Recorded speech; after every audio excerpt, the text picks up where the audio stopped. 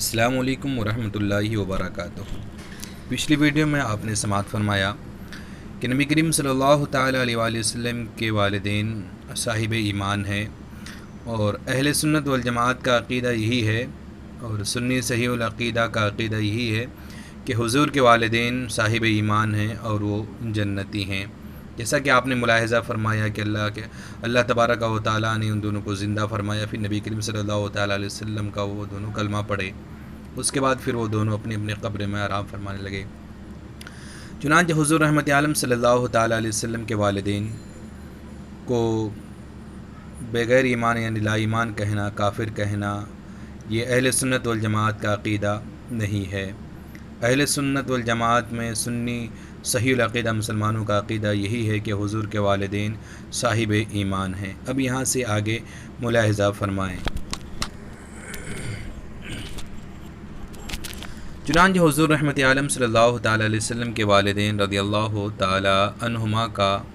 موت کے بعد اٹھ کر ایمان لانا، یہ ایمان ان کے لیے نافع ہے، حالانکہ دوسروں کے لیے یہ ایمان مفید نہیں ہے۔ اس کی وجہ یہ کہ حضور رحمت عالم صلی اللہ تعالیٰ علیہ وسلم کے والدین رضی اللہ تعالیٰ عنہما کو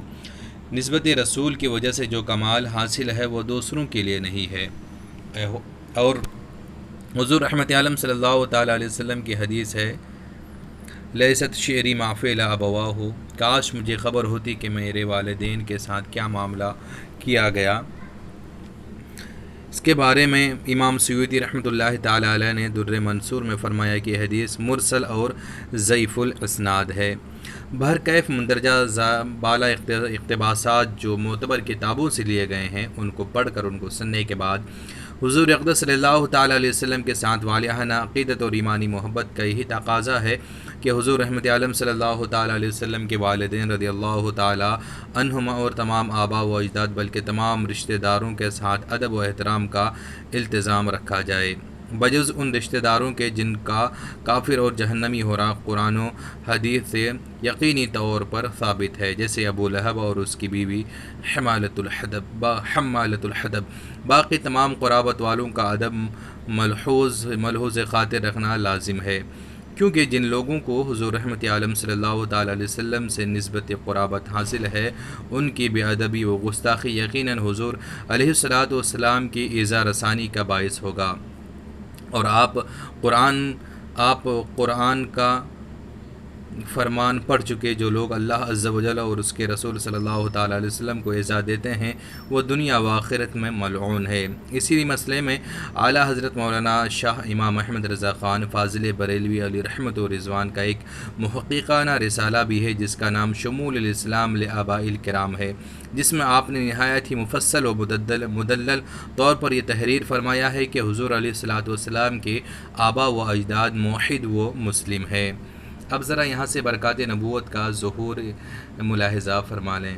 جس طرح سورج نکلنے سے پہلے ستاروں کی روپوشی، صبح صادق کی سفیدی، شفق کی سرخی سورج نکلنے کی خوشخبری دینے لگتی ہیں، اسی طرح جب آفتاب رسالت کے طلوع کا زمانہ قریب آ گیا تو اطراف عالم میں بہت سے ایسے عجیب واقعات اور خوراق عادات بطور علامات کے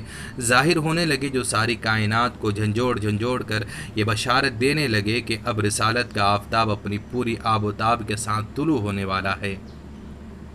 چنانچہ اصحاب فیل کی ہلاکت کا واقعہ ناگہاں باران رحمت سے سرزمین عرب کا سرسبز و شاداب ہو جانا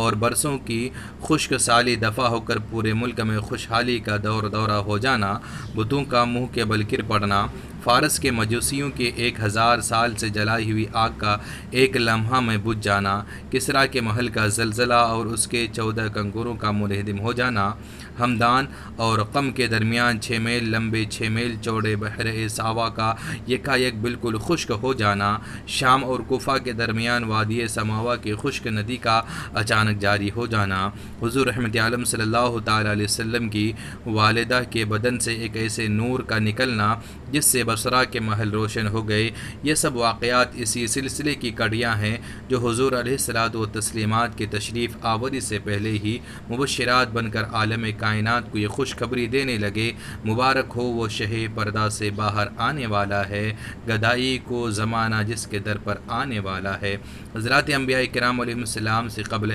اعلان نبوت جو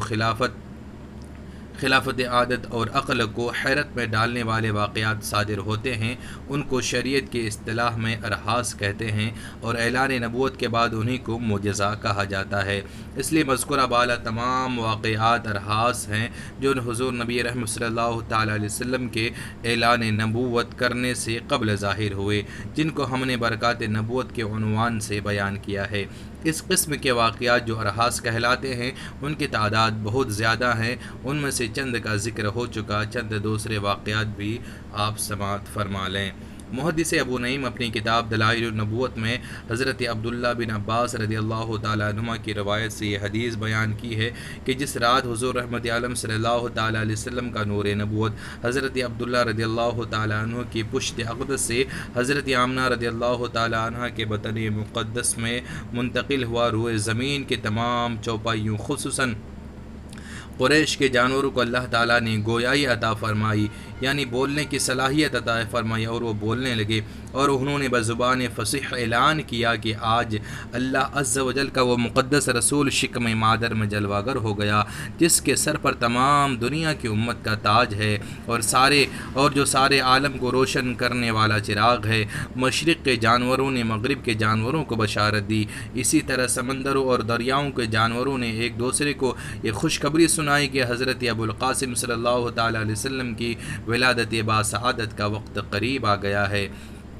خطیب بغدادی نے اپنی سند کے ساتھ یہ حدیث روایت کی ہے کہ حضور رحمت عالم صلی اللہ تعالیٰ علیہ وسلم کی والدہ ماجدہ حضرت بی بی آمنہ رضی اللہ تعالیٰ عنہ نے فرمایا کہ جب حضور اقدس صلی اللہ تعالیٰ علیہ وسلم پیدا ہوئے تو میں نے دیکھا کہ ایک بہت ہی بڑی بدلی آئی جس میں روشنی کے ساتھ گھوڑوں کی ہنہنانے اور پرندوں کے اڑنے کی آواز تھی اور کچھ انسانوں کی بولیاں بھی سنائی دیتی تھی۔ پھر ایک دم حضور رحمت عالم صلی اللہ تعالیٰ علیہ وسلم میرے سامنے سے غائب ہو گئے